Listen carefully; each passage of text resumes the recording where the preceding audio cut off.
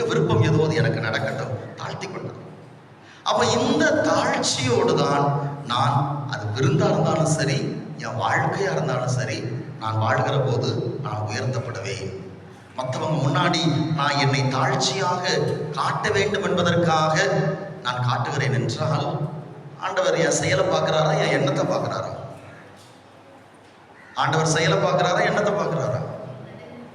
உள்ள மட்டும்தான் பார்ப்பார் ஆண்டவர்.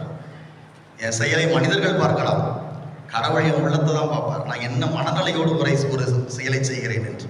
அப்போ இந்த தாழ்ச்சியை இன்றைக்கு ஆண்டவர் கற்றுக் கொடுக்கிறார். ஒரு விருந்தாக இருந்தாலும் சரி, என் வாழ்க்கையாக இருந்தாலும் சரி. இரண்டாவது முக்கியமானது, இன்றைக்கு விருந்தை பற்றி இயேசு